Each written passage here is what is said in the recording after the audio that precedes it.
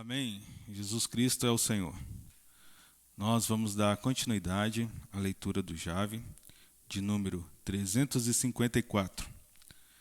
E o título da mensagem de hoje é A Esperança para o Seu Casamento. Gostaria de encorajar todos vocês a continuar a ver o nosso canal da Igreja em Ribeirão das Neves, compartilhar a respeito das nossas mensagens, que com certeza você estará contribuindo para que essa palavra chegue a mais pessoas e assim Cristo poder cumprir o objetivo dele na vida de cada um que você enviar o vídeo. Então, aproveita, se inscreva no canal, compartilhe e desfruta bastante da mensagem. Amém? Jesus é o Senhor. Então, o título da mensagem de hoje é A Esperança para o Seu Casamento. Nesses últimos tempos, vários marcos legais e comportamentais surgiram para redefinir o conceito de casamento deixado por Deus. Ao falar sobre os dias que antecederiam sua vinda, Jesus os comparou com os que antecedeu ao dilúvio, dizendo, vamos ler Mateus, capítulo 24, versículos 38 e 39. Mateus capítulo 24, o versículo 38 e 39 diz: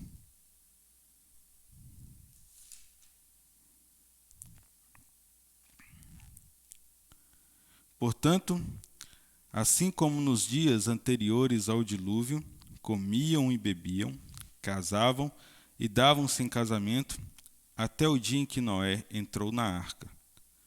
E não perceberam, senão quando veio o dilúvio e os levou a todos.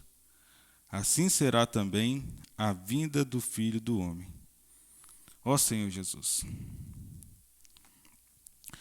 Amados, nós temos vivido dias que são difíceis, dias que antecedem a vinda do Senhor, e dias em que a sua igreja está se preparando para o grande e glorioso dia em que se encontrará com o seu Senhor, com Jesus Cristo. E a referência que nós temos ali, que nós lemos aqui no livro de Mateus, diz que esses dias que antecedem a vinda do Senhor serão como os dias de Noé, onde as pessoas comiam, bebiam, casavam-se, davam-se em casamento, e Noé, enquanto isso, estava edificando a arca, construindo a arca. Então os dias foram se passando, os anos foram se passando, até o dia em que a arca estava pronta, Noé entrou na arca com sua família, e as pessoas só vieram a perceber o dilúvio depois que Noé já estava guardado, depois que Noé e sua família já estavam dentro da arca. Então, por um lado, o Senhor nesse trecho mostra que as pessoas estavam vivendo suas vidas normais. E nisso elas também estavam se distraindo. E por outro lado, Noé estava edificando a arca. Então, existe uma grande diferença aqui, né? Nós temos que viver sempre vigilantes àquilo que o Senhor tem falado e aquilo que o Senhor tem tentado transmitir a nós. Nós temos uma tarefa que precisa ainda ser completada para que o Senhor possa vir e toda a nossa casa ser salva. Assim também é o nosso casamento. Então, o sentido do Senhor ter falado isso é de nos encorajar a continuar a edificar. Nós não podemos desistir. Todos nós que casamos, nós fizemos um voto, né, perante o Senhor. E para o casamento não existe saída. Nós não somos a favor do divórcio, nós não somos a favor que as intrigas que surgem entre casais continuem. Na verdade, o casamento precisa ser uma referência, e o Senhor dá a importância ao casamento. E os dias tem surgido várias questões, né? Vários marcos legais e comportamentais. O comportamento humano vem sido mudado ao longo das eras e tem se transformado em algo que é contrário à vontade de Deus. Vamos ler em 2 Timóteo, capítulo 3, a partir do versículo 1. 2 Timóteo 3:1. Fala o seguinte: sabe, porém, isso, nos últimos dias sobrevirão tempos difíceis, pois os homens serão egoístas, avarentos, jactanciosos, arrogantes, blasfemadores, desobedientes aos pais, ingratos, irreverentes, desafeiçoados, implacáveis, caluniadores, sem domínio de si, cruéis, inimigos do bem, traidores, atrevidos, infatuados, mais amigos dos prazeres que amigos de Deus, tendo a forma de piedade, negando-lhe, entretanto, o poder. Foge também desse. Então, esse trecho bíblico mostra o comportamento das pessoas, né?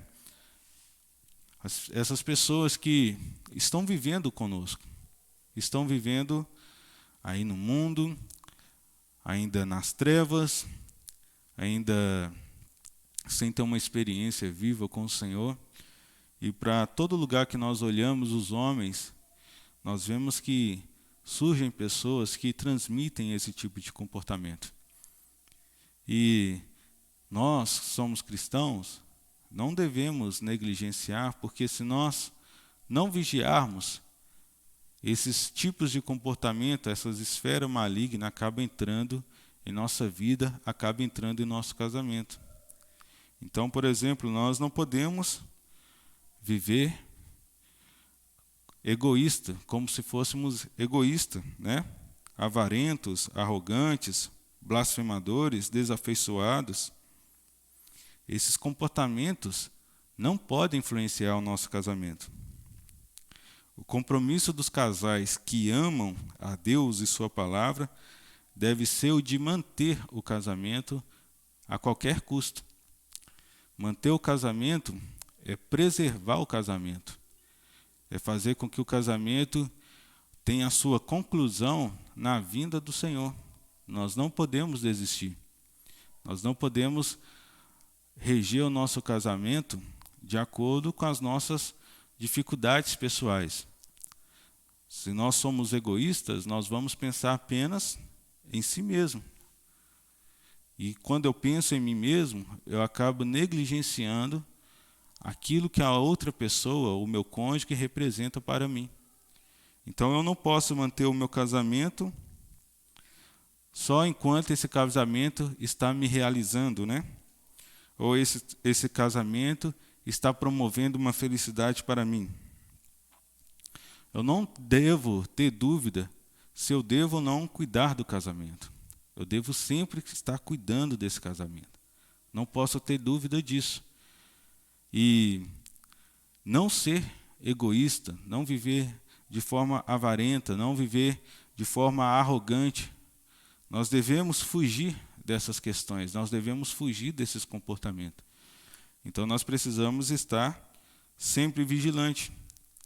O Senhor instituiu o casamento como uma forma de homem e mulher pudesse cooperar com Deus. O homem coopera com a mulher coopera com o homem, e ambos, como casal, cooperam com Deus. E quando a família surge, também toda a família é levada a cooperar com Deus. Foi para isso que Deus criou o homem e a mulher. É a multiplicação da vida de Deus. E a vida de Deus não tem nada a ver com esses itens aqui que nós lemos, né? Ó Senhor Jesus. Mas isso requer de nós humildade, paciência e mansidão, em direção ao amadurecimento e à construção do relacionamento íntimo, saudável, forte e único, no qual a complementaridade entre duas pessoas muito diferentes. Então, a razão de nós estarmos com uma pessoa tão diferente de nós em nosso casamento é para que haja essa complementaridade. Um complementa o outro.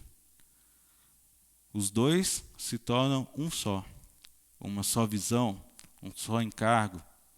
Mesmo que sejamos diferentes, mas nós unimos com o propósito de ser um, de os dois mantêm o casamento, os dois preocupam com o casamento, os dois preocupam com seu viver familiar normal, para que o interesse pessoal de cada um não interfira, né, no casamento. Os dois precisam buscar a mesma luz, a mesma direção, a mesma palavra, a mesma visão. E se alguma coisa tem tentado interferir, buscar diante do Senhor para corrigir esse problema e não levar esse problema adiante. Algumas consequências sérias são geradas de atitudes pequenas que não foram tratadas. Porém, se nós buscamos luz do Senhor e buscamos tratar com as pequenas coisas da forma mais adequada, o nosso casamento irá caminhar no trilho da verdade, no trilho da justiça. E assim nós iremos agradar a Deus e manteremos o nosso casamento. Então aqui diz, ao avançar na busca pela vontade de Deus, então tem um ponto aqui, nós devemos avançar na busca pela vontade de Deus. Qual é a vontade de Deus? Por que estamos aqui? Por que casamos? Por que constituímos família? Qual é a vontade de Deus? Não é a minha vontade. Tem que ser a vontade de Deus.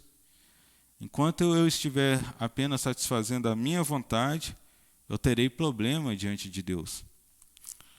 Então, ao avançar na busca pela vontade de Deus para o casamento, vemos sua importância a ponto de a Bíblia compará-lo ao relacionamento entre Cristo e a igreja, seu povo, que é algo vivo, orgânico, fiel e sagrado.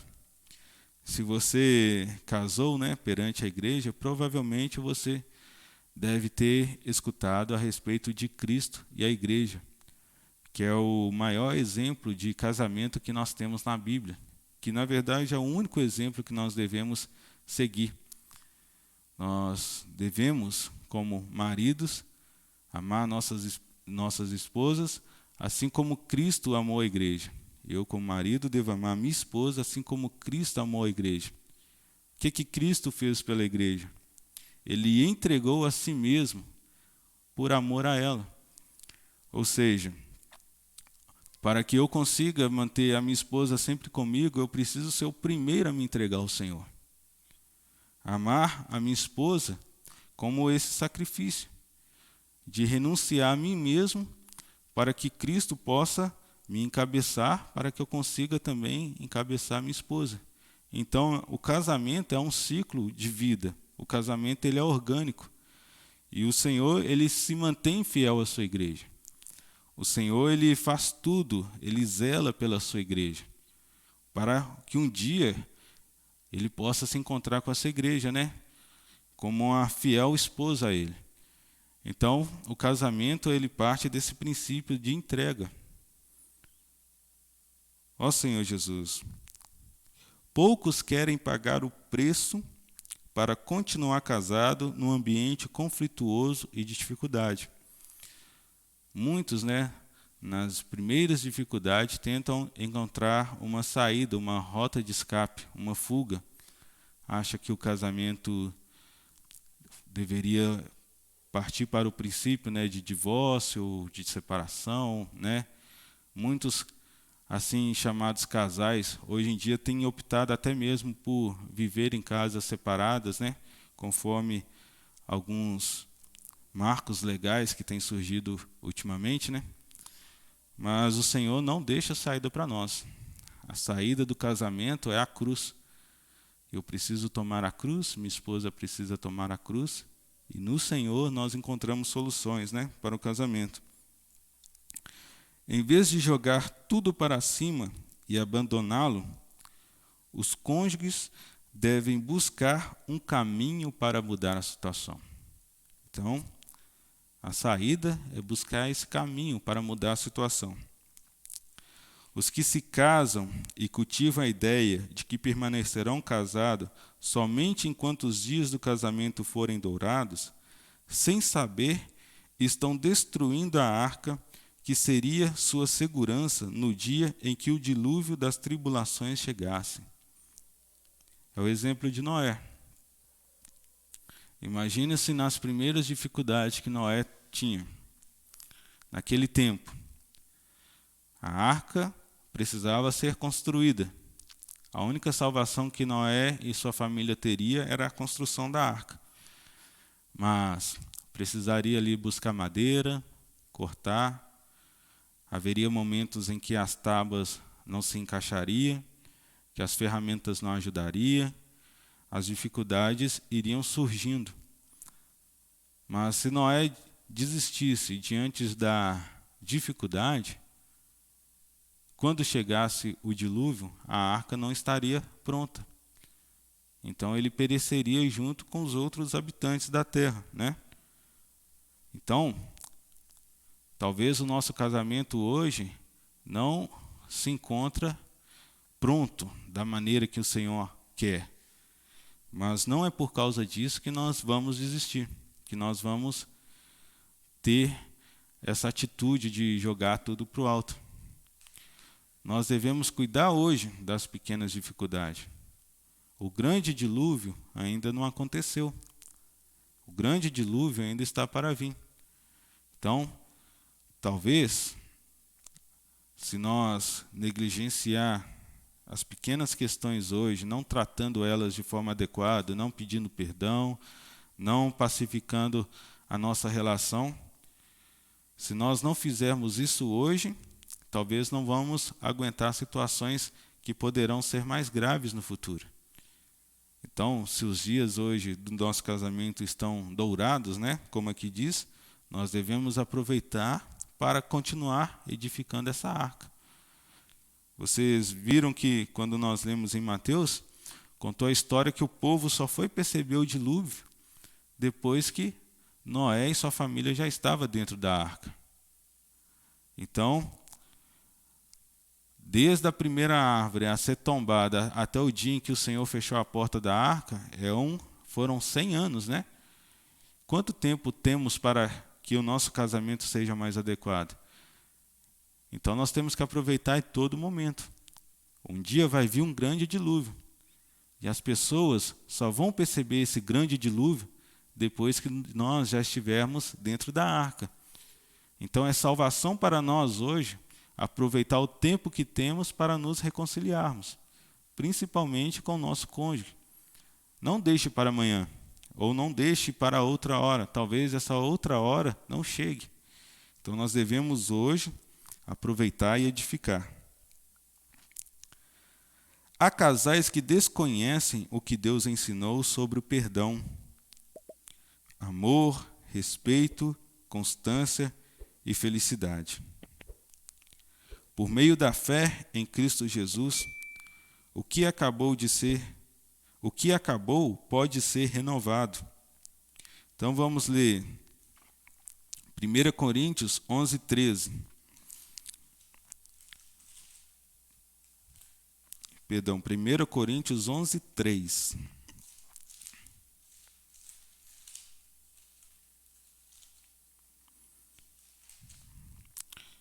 Primeira Coríntios 11:3 diz: Quero, entretanto, que sabeis ser Cristo o cabeça do homem, e o homem o cabeça da mulher, e Deus o cabeça de Cristo. Agora vamos ler o versículo 11:12. No Senhor, todavia, nem a mulher é independente do homem, nem o homem é independente da mulher. Porque como provém a mulher do homem, assim também o homem é nascido da mulher, e tudo vem de Deus. Agora, o capítulo 13, o versículo 7. Capítulo 13, versículo 7. O amor, né? Tudo sofre, tudo crê, tudo espera e tudo suporta. O versículo 8 diz que o amor jamais acaba. Então, o Senhor, Ele tem na sua palavra todos os atributos que é provindo dele mesmo. Se tem nos faltado algo para a construção do nosso casamento, para mantermos o nosso casamento, o Senhor, Ele é a fonte de tudo. Tudo provém do Senhor. O amor jamais acaba, porque o amor é o próprio Senhor. Ele é a fonte, a origem do amor, e Ele é o próprio amor. Então, o segredo do casamento é nós chamarmos o Senhor para estar presente nele todo momento. Cristo é a terceira pessoa do casamento. É Ele que pode vir nos ajudar a nos reconciliar com Deus. E Ele é uma pedra fundamental para que possamos manter o casamento. Sem Cristo, não adianta nenhum tipo de aconselhamento, nenhum tipo de tratamento, nenhum tipo de... Nada pode nos ajudar fora de Cristo. Apenas Cristo pode ser a base sustentadora do casamento. Ó Senhor Jesus. Continuando aqui. O que foi danificado pode ser restaurado e limpo. O que está morto pode ser ressuscitado. Quando Cristo é convidado para ser a terceira pessoa no casamento, a liga que une os cônjuges, eles entrarão numa forte arca, repousarão seguros e serão curados, mesmo em meio ao verdadeiro dilúvio que vivemos hoje. Então aqui está a chave, é convidar Cristo para estar presente conosco. Felizmente, há muitos casais que já vivem a vontade de Deus no relacionamento. Como reconhecer os casais que já vivem a vontade de Deus no relacionamento? Primeiro ponto que aqui está, eles oram juntos. Então, para sabermos se estamos na vontade de Deus, nós devemos perguntarmos se estamos orando junto com o nosso cônjuge. Nós devemos orar juntos. Ler a Bíblia, superar desafios juntos, né? Os desafios estão aí para ser superados. Congregam-se, nós não devemos nunca jamais deixar de reunir e devemos encorajar o nosso cônjuge a estar presentes nas reuniões e cuidar de outros casais. As nossas experiências são importantes para os casais, os mais novos, ou outros casais que talvez estejam passando pelas dificuldades que um dia nós passamos também. Então, se nós tivermos experiência com o Senhor nas dificuldades, nós podemos estar ajudando outros casais com a consolação que receberam de Cristo. Se você passa por alguma tribulação no relacionamento, peça ajuda a Jesus Cristo. Chame-o para a sua vida. Além disso, procure em sua comunidade casais cristãos que possam ajudá-los. Não desista. Preserve e entre na arca da salvação com sua família. Persevere e entre na arca da salvação com sua família. Então, o caminho, a esperança para o nosso casamento é a perseverança.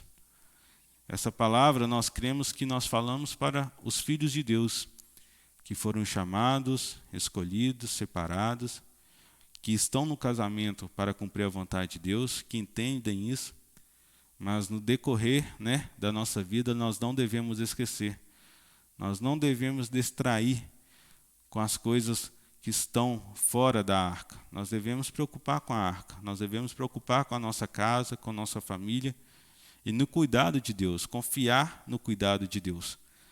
Deus está cuidando de todas as coisas, mas nós também devemos cuidar.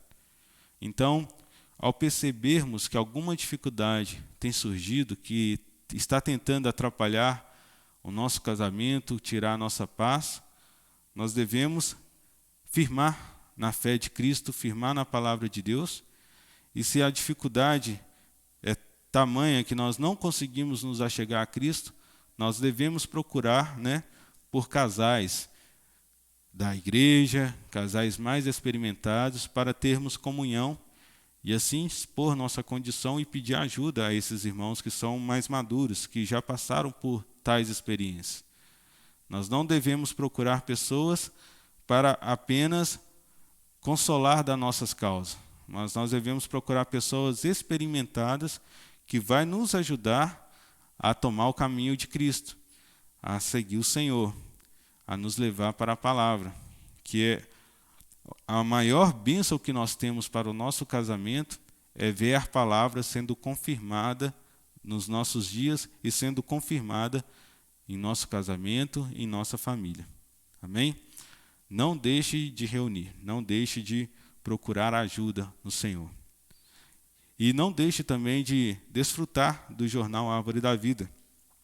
Esse periódico pode chegar na sua casa. Então, na descrição do vídeo, você pode entrar em contato conosco e assim saber como esse jornal pode chegar no seu endereço através dos correios. E certamente vai te ajudar a você em todos os aspectos na sua vida, tanto no casais, como liderança, como jovens, como na criação de filhos. Então, continue a desfrutar dessas mensagens. E se alguma dúvida ficou, se você quer conhecer mais a respeito disso, entre na descrição desse vídeo e participe dessa mesa farta. Jesus é o Senhor.